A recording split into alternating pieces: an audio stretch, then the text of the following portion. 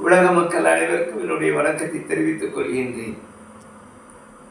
இன்றைய மக்களினுடைய நீண்ட நாள் ஆசை நீண்ட ஆயுளுடன் மனிதன் இந்த உலகிலே அதிக நாட்கள் உயிர் வாழ்வது எப்படி? ஆங்கிலத்தில் கூற வேண்டும் என்னவென்றால் த லாங்குவேஜ் ஆஃப் லைஃப். 100 ஆண்டு வாழ்ந்தார்கள், 300 ஆண்டு வாழ்ந்தார்கள், 500 ஆண்டு வாழ்ந்தார்கள், 1000 ஆண்டுகள் வாழ்ந்தார்கள் என்று புராணங்களும் சரித்திரங்களும் கூறினாலும் விஞ்ஞான முறைப்படி இன்றைய உலகில் எதிலுமே விஞ்ஞானம் என்ன கூறுகிறது? நீண்ட நாள் ஒரு மனிதன் உயிர் வாழ முடியுமா? Life expectancy. இந்தியர்கள் சுதந்திரம் அடைந்த பொழுது சுமார் 40 ஆண்டுகள் வாழ்ந்ததும் சராசரி வயது இன்று அது 70ஆக மாறியதும் விரைவில் 100 நெருங்குவதும் மிக அருகில் உள்ளது. இதற்கு என்னென்ன விஞ்ஞான ரீதியான வழிமுறைகள் இருக்கிறது? அது உணவாக இருந்தாலும் சரி, மருந்தாக இருந்தாலும் சரி, உடற்பயிற்சியாக இருந்தாலும் சரி, உறக்கமாக இருந்தாலும் சரி, உழைப்பாக இருந்தாலும் சரி, அதை கெடுக்கக்கூடிய மன அழுத்தமாக இருந்தாலும் சரி, புறக்காரணிகள் 1000 இருக்கலாம்.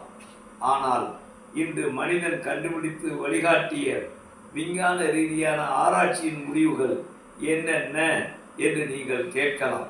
இது எல்லாருக்கும் ஒரு தினசரி கேட்கக்கூடிய ஒரு கேள்வியாக இருக்கிறது.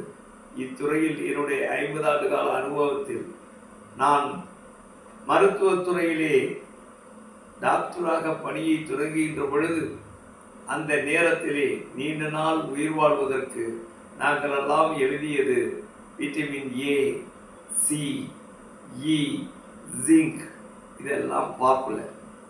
ஆனால் சரித்திரத்திலே வரலாற்றை சுரட்டி பார்க்கின்ற பொழுது முதல் மனிதன் பயன்படுத்தது ஹனி என்கின்ற தேன் மருந்தை அவன் முதல் நீண்ட நாள் உயிர் வாழ்வதற்கு பயன்படுத்தினான். உலகத்தின் முதல் டாக்டர் யார் என்று கேட்டால் அனைவரும் சொல்வார்கள், உயர பறக்கின்ற தேனீதான் உலகத்தின் முதல் டாக்டர். அவன் கண்டுபிடித்து கொடுத்த முதல் மருந்து தான் தேன். இதில் துவங்கியது ஒரு சரித்திரம். நாளை நீண்ட நாள் உயிர் வாழ்வதற்கு அன்று முதல் இன்று வரை, நேற்று, இன்று, நாளை என்று இந்த தொடரை தொடங்குகின்றேன். முதல் நாள் நான் தேனை குறிப்பிட்டேன். அதற்கும் ஒரு வரலாறு இருக்கின்றது. நாளை தொடரும். நீங்களும் கேளுங்கள்.